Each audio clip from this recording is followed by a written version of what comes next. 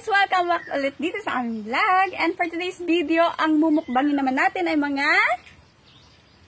sea urchins! Anong tawag nito? Tuyom. Tuyom kung tawagin dito. Tuyom mga idol. Malaki na naman, no?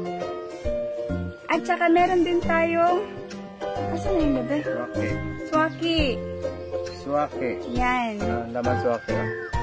Tapos meron tayong konting shells. Ito, inihaw ko lang. Laman na lang si urchin, no? Hinimay. Buhos natin sa kanin. At saka isang saan. Ayan! Diba? So, ito talaga yung pinakaano. At saka ano pala, hindi ko na makalimutan. Salit na ba? Lato. Lato! Kainan na! Laki ng laman ng swaki, ng ano? Laman ng swaki, diba? O, tuyom. Tuyom. Laman to ng tuyom? Ang lalaki.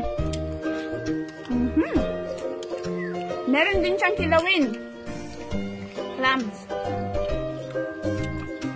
Sarap. Yan, suka. Ang sarap. Gusto ko itong, suka ng lato. Wala man ang tuyom, oh.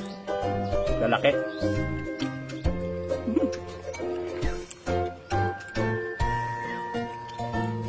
And ang paborito ko, inihaw na saan.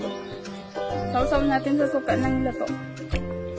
Gusto ko yung suka ng lato kasi nilagyan ko ng asukal. Manamis-namis. Tapos, sobrang daming sibuyas. Sarap. Huh?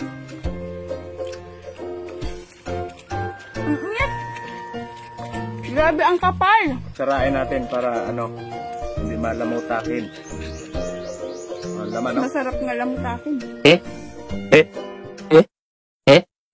Masarap yung nilalang. Like this, oh. You make ikot-ikot. Then, lagyan natin ng konting suka ng ng lato. Then, lagyan natin ng sibuyas. Suwaki. Medyo maliit yung laman niya.